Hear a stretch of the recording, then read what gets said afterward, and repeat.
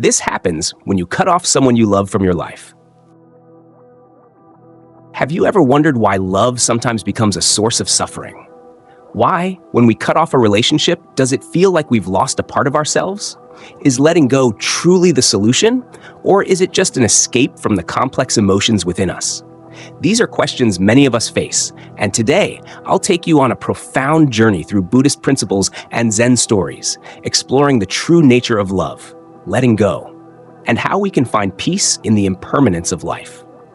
In the vastness of human experience, there is no greater source of suffering than attachment. It is an affliction that binds the heart with invisible chains, holding it captive in the past, present, and future. The Buddha's profound teachings on suffering revolve around this very concept. Attachment to people, places, and outcomes creates unease, while detachment offers the possibility of liberation. Imagine love as a river, ever flowing and boundless. Yet, what happens when this river is forcibly dammed? What happens when we sever a connection, particularly with someone we once held dear?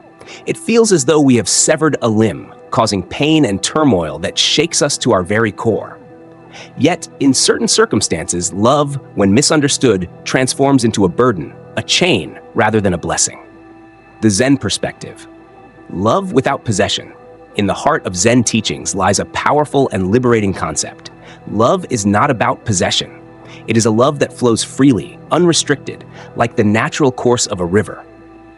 This river does not fight against the stones it encounters, but instead moves gently around them, adapting to its surroundings with grace and resilience. Love, in its truest form, is just like this, ever flowing, always in motion, and free from the grip of control or ownership. Zen wisdom reminds us that attachment is the source of much suffering in the human experience.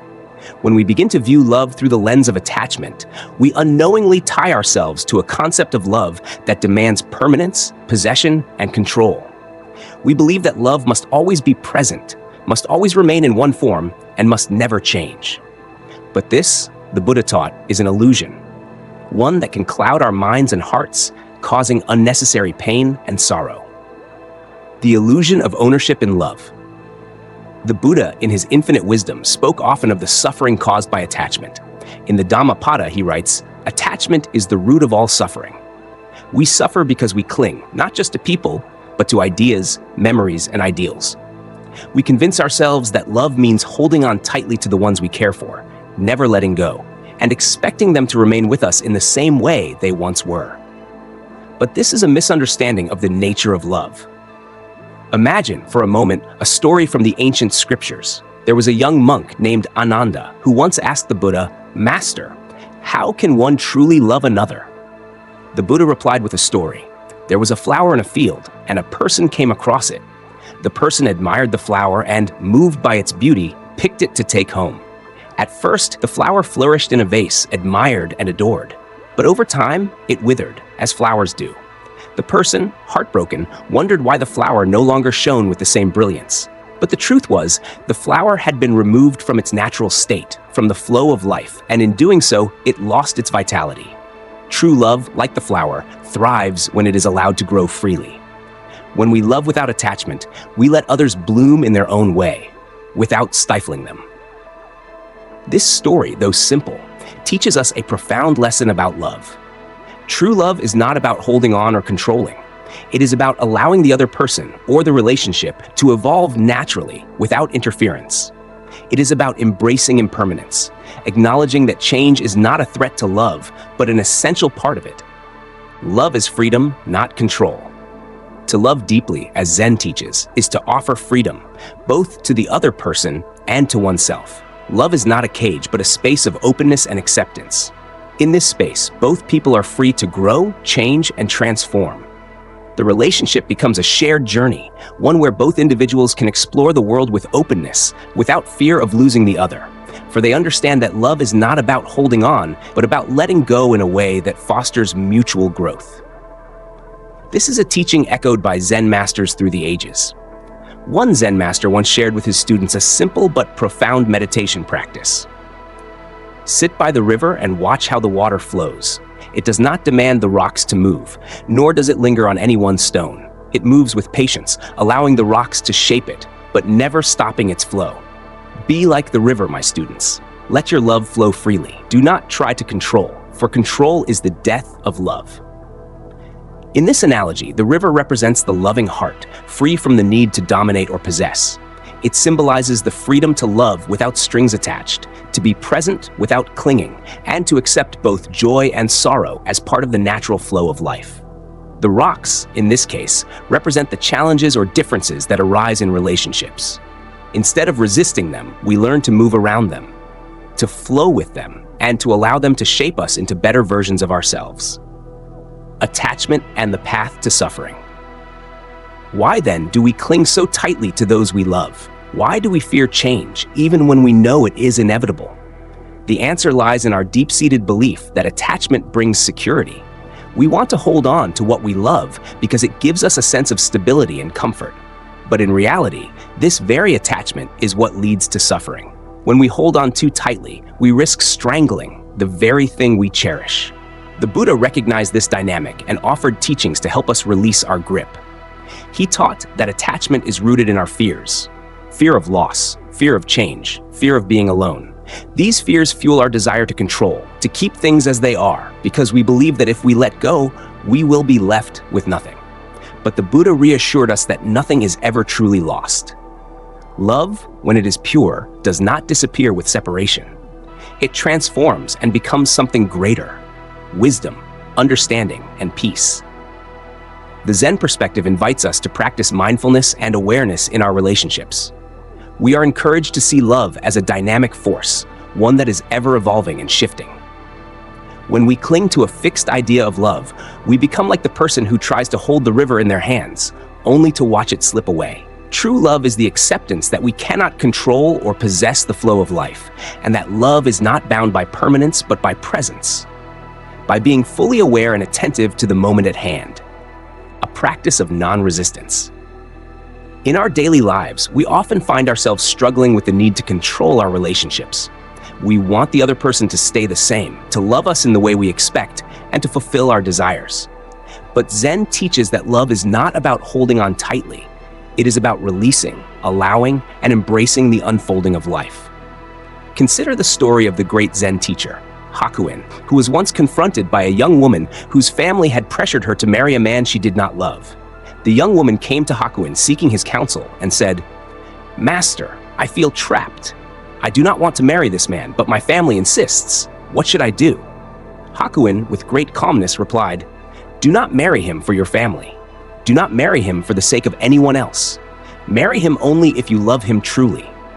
Otherwise, your love will be bound by the weight of obligation, and you will suffer."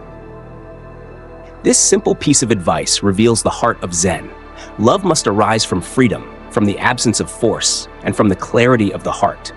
Love, when not forced, is a natural expression of the soul, a force that exists beyond the realm of control and possession. True love and the wisdom of letting go. In the practice of Zen, love is not a possession to be kept or a state to be clung to. It is a path of freedom, where we understand that our love for others is not diminished by their absence, nor by the changes they undergo. It is a realization that love, when truly understood, transcends the need for permanence. It allows us to let go of our attachments and to embrace the natural flow of relationships without fear or regret.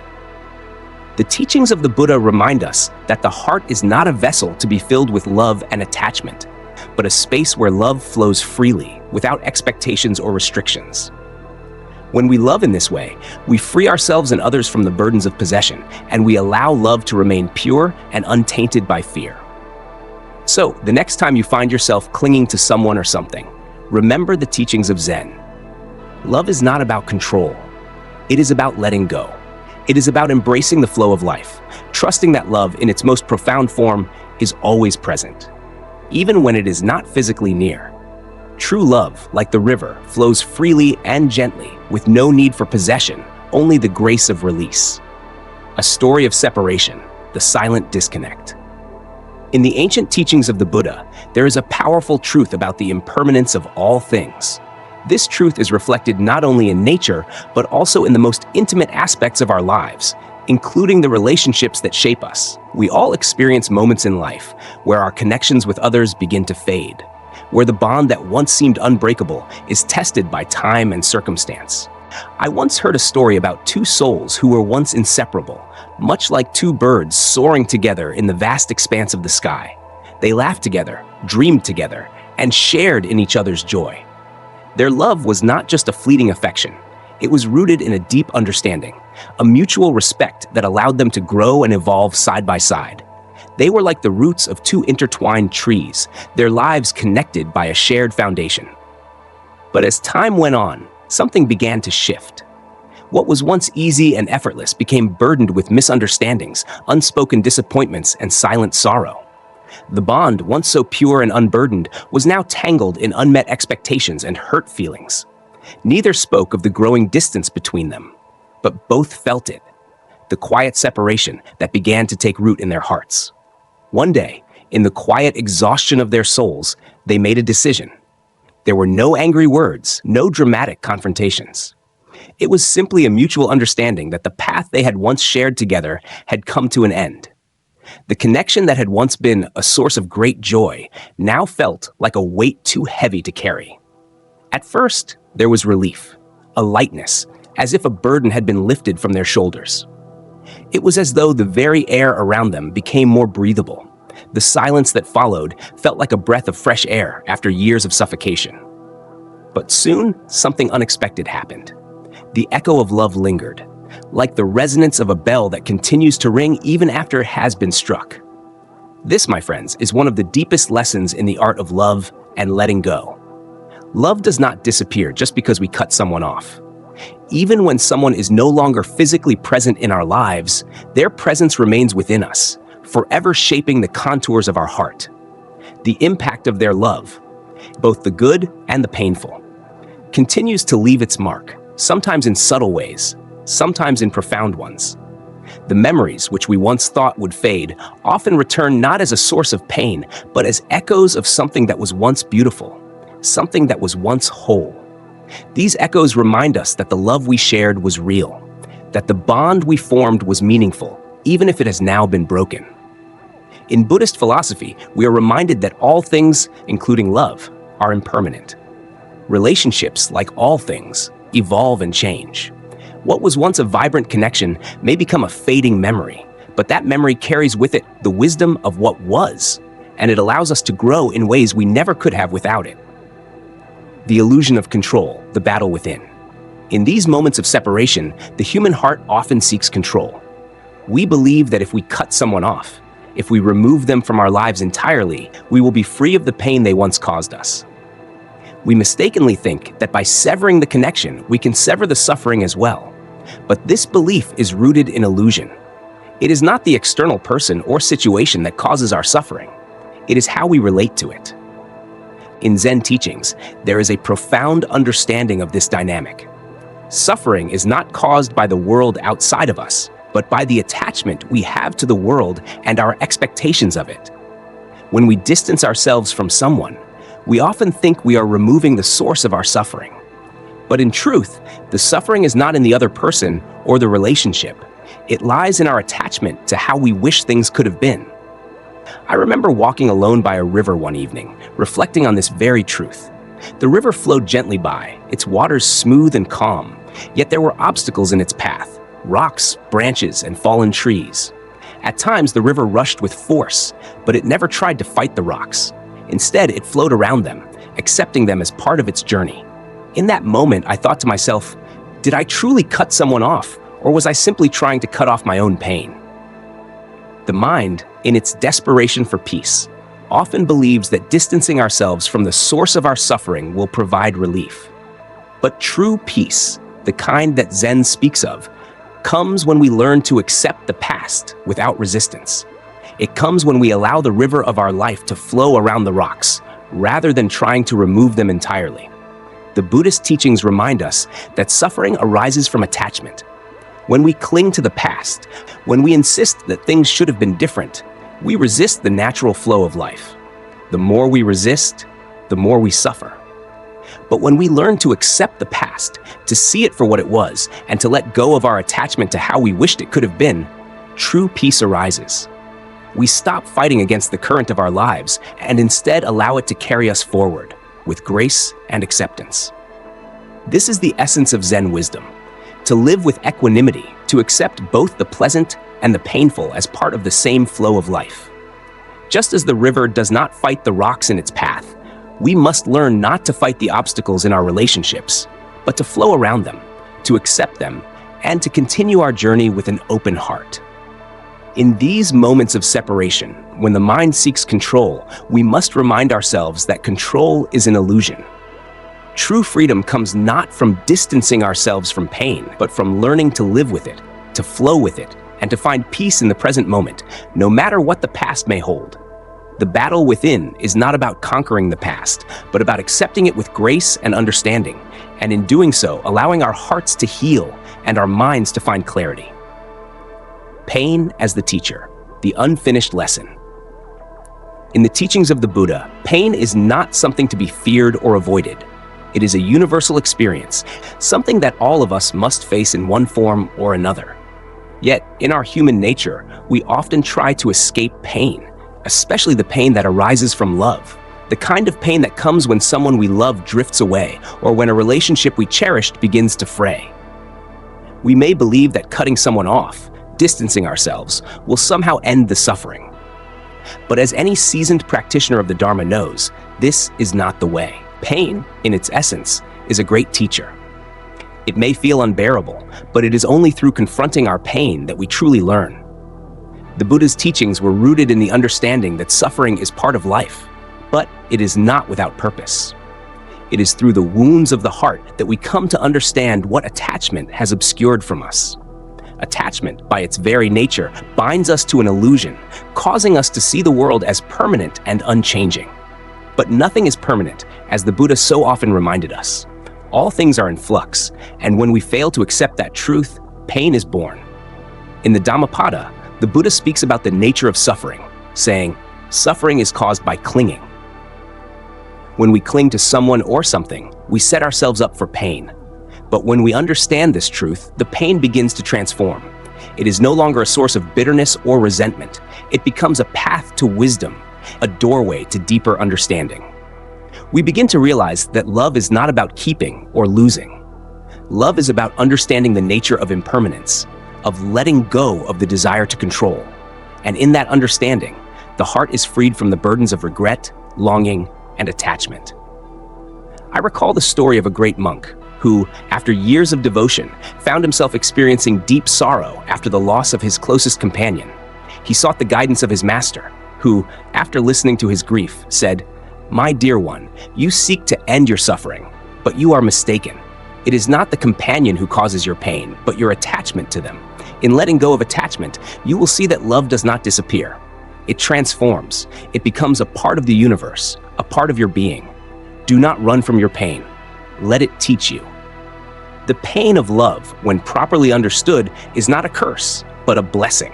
It calls us to examine the ways in which we cling to people, ideas, and attachments that no longer serve us. When we let go of the need to possess or control, we open our hearts to the freedom of love that flows without bounds. True detachment, love with freedom. The Zen teachings remind us that true detachment is not the absence of love, but the purification of it. When we speak of detachment in Zen, we are not speaking of coldness or indifference. Detachment, in this sense, is the ability to love without clinging, to love freely and fully, without fear of loss or change. This is the essence of unconditional love. Love that does not demand, but simply allows. It is a love that supports, that nurtures, that holds space for the other to be exactly as they are, without the need for possession or control. True detachment is, in many ways, the highest form of love. It is love that transcends the ego's desire to possess or control. It is love that is free from fear and filled with acceptance.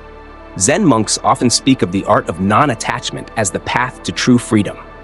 This freedom, however, is not the freedom to escape or run away, but the freedom to be fully present in the moment, without the need to grasp or hold on.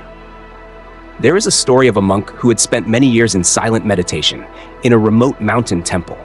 One day, he was visited by an old friend who had once been his companion in their shared monastic practice. The friend asked him, "How is it that you have found such peace? when I struggle with the attachments that plague me. The monk smiled gently and replied, "It is not about severing ties or pushing others away. True detachment is found in the deep understanding that everything is impermanent. I do not hold on to anything or anyone. Instead, I love freely, without clinging, and in that freedom I find peace." This is the essence of true detachment: to love without the need to control, to allow the other person their space and freedom. It is a love that does not cling to past hurts, does not cling to past memories, but instead embraces the present moment fully. The Zen masters teach that detachment is a way of purifying love, of allowing it to flow without hindrance, without the ego's desire for ownership or permanence. To love in this way is to understand that relationships, like all things, are impermanent. People come into our lives for a time, and they leave when their purpose has been fulfilled. True detachment is the ability to love without demanding that things stay the same, to love without fear of change. It is to acknowledge that love is not bound by proximity or permanence, but by the deep connection that exists beyond time and space. One of the great Zen masters once said, "The lotus blooms without clinging to the mud from which it arises." In this simple statement, he teaches us that love, like the lotus, can bloom in the most challenging of circumstances, and yet it does not cling to the conditions that gave rise to it. It is free to grow, free to bloom, without attachment to the past, to the way things once were. In true detachment, there is no bitterness, there is no anger, there is only gratitude for the journey shared, for the lessons learned, and for the understanding that love in its purest form is not bound by any external condition. When we release others with love and gratitude, we free both them and ourselves. We no longer seek closure from external circumstances, but find it within ourselves in the peaceful acceptance of what is. Thus, true detachment is not an act of severing, but of releasing. Releasing not just the other person, but also the attachments that bind us to fear, to loss, and to longing. In that release, we are able to love more deeply, more freely, and with the purest heart. True love is not something we possess. It is something that possesses us in the most freeing and liberating way. Impermanence, embracing the flow of life. In the heart of Buddhist philosophy lies the fundamental teaching of impermanence, anicca. This doctrine offers a profound insight into the transient nature of all things. It speaks to the fact that nothing in life remains fixed or permanent. Not our bodies, not our relationships, and not even our emotions. Everything is in constant flux, and the very essence of life is change. The Buddha's teachings on impermanence ask us to face a difficult truth. Everything we hold dear is fleeting. This includes the relationships we cherish. They, too, are subject to the winds of change. Sometimes they evolve into something more beautiful. Other times, they fade away, leaving behind only memories and lessons. However, it is not the change itself that causes suffering, but our resistance to it. When we attempt to cling to something that is inherently impermanent, we set ourselves up for heartache. A Zen master once held up a delicate porcelain cup before his students and spoke these wise words. "This cup is already broken." To the untrained eye, this might have seemed like a fatalistic statement, as though he had no regard for the beauty of the cup. But in reality, his words encapsulated the wisdom of Zen. He was teaching his students to see beyond the illusion of permanence. This beautiful cup, no matter how carefully crafted, would one day break. And when it did, the master wanted his students to understand that its impermanence was not a tragedy, but a part of its very nature. The Buddha too acknowledged the pain that comes from loss. Yet he also taught that attachment to impermanent things causes suffering. When we resist the natural flow of change, we hold on to something that is already slipping through our fingers. This resistance is where suffering arises. We want to hold on to relationships, to the moments of joy we experience, but life moves on, and when we fail to accept this movement, we cling to sorrow. Zen wisdom encourages us to embrace impermanence, to understand that everything, including love, is fluid. Love is not something static that we can capture and freeze in time. It is ever-changing, like a river that constantly flows, never staying the same for long. When we resist the natural course of change, we cause ourselves pain. But when we learn to accept it, when we learn to flow with it, peace naturally follows. Think of the stories told by ancient monks. One such story comes to mind of a monk who had spent many years in solitary meditation in the mountains. After years of peace and quiet, a group of people came to visit him, seeking advice. They asked, "Master, how do we find happiness?" The monk, who had long lived in the stillness of the mountains, simply smiled and replied, "Embrace the impermanence of all things. The flowers bloom and fade. The river flows and changes. In this flow, you will find peace. Stop clinging to what has already passed and embrace what is here now." This teaching encapsulates the wisdom of impermanence, that everything, including love, is in constant motion. We cannot keep things from changing, and we must accept that loss is a part of life. The real peace comes not from resisting this change, but from flowing with it, from letting go of our attachment to permanence. The art of non-attachment, the final step in letting go. Non-attachment, as taught in Zen and Buddhist teachings, does not mean we love less or care less for others. It is quite the opposite. Non-attachment is the ability to love without the need to possess, to love without fear of loss. It is the art of loving fully and deeply, without demanding anything in return, and without holding on to someone or something out of fear. Many people mistakenly think that to love without attachment means to distance themselves emotionally, to shut themselves off from others. But this is a misunderstanding. True non-attachment is not about loving less. It is about loving without fear of change. It is about remaining open to love, regardless of how it might change or evolve. The Buddha's teachings on non-attachment emphasize equanimity, the ability to remain calm and composed in the face of life's inevitable ups and downs. Equanimity is not the same as indifference. It is the ability to remain at peace, even in the face of loss, because we understand that all things are temporary.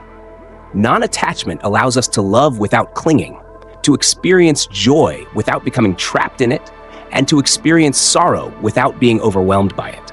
The highest form of love, according to Zen, is love that is free from fear, free from possession, and free from attachment. This is the love that allows both people in a relationship to be fully themselves without the need to control, possess, or change the other. It is a love that supports, that nurtures, that creates space for growth, rather than stifling it. True letting go is the final step in this process of non-attachment. It is not about pretending that someone or something never mattered. It is about accepting that they mattered deeply, but understanding that their role in our lives has changed, and it is time to release them with gratitude, not regret. We are not erasing the memory or significance of that person or experience from our hearts. We are simply acknowledging that their role has come to an end. In one Buddhist parable, the Buddha speaks of a river flowing into the ocean. The river never weeps for the mountains it leaves behind. It simply flows, knowing that it is part of something greater, that it is not lost, but merely moving forward in its journey. Just as the river meets the ocean without regret, we must learn to flow with the changes in life. We must accept that relationships, like all things, are temporary. The people we meet on our path may not always remain, but their presence was still a gift. We carry their lessons with us, even as we continue on our journey. This process of letting go is not about severing ties or rejecting the past. It is about releasing with love, with understanding, and with gratitude. It is about accepting that life, like the river, is constantly moving forward, and we must move with it. In releasing attachment, we open our hearts to the fullness of the present moment, and in doing so, we find the freedom to love more deeply, without fear and without clinging. Non-attachment does not diminish the love we have for others. Rather, it purifies that love, allowing it to exist without the chains of fear and expectation. It is the love that flows freely, like a river merging with the ocean, embracing the changes of life with grace and gratitude. This is the love that leads to peace. The journey of cutting someone off is not about them. It is about us.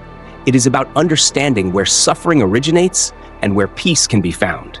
If we carry resentment, even after cutting someone off, we are not truly free. If we let go but still hold on to regret, we are still clinging.